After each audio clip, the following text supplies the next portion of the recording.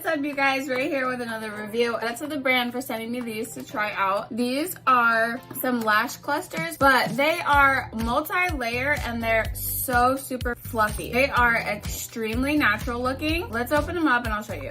So these are absolutely gorgeous. These are the types of lash clusters that I would reach for when using lash clusters for myself or for a client that wants a really natural look. They range from the lengths 8 to 16 and they are a curl D. I am so stoked to try these out. They have quite a bit of a curl and they are to be placed underneath your lash, and I just wear them on the corners of my lash to kind of open up and brighten up my eye a little bit. So I'm just going to take a 10, hold it by the end of the lash, apply some glue to the top of the lash, and then I'm going to lift my eyelid and place it in the corner of my eye. So simple, so natural looking. Going to add one more right next to it.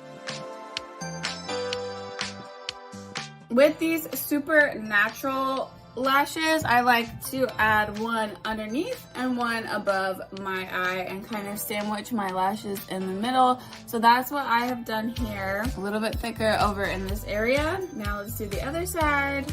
Underneath. One more to sandwich it on top.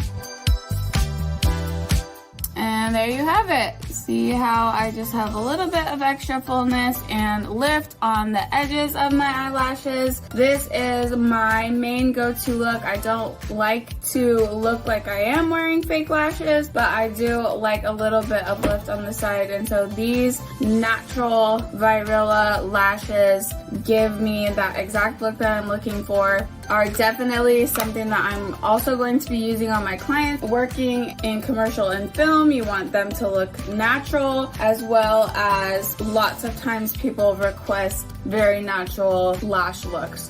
So these are going to be a 10 out of 10 for me. So thin, so feathery, so light, so gorgeous. Just gives that lift on the end. If you're looking for natural cluster lashes, these are the ones to pick.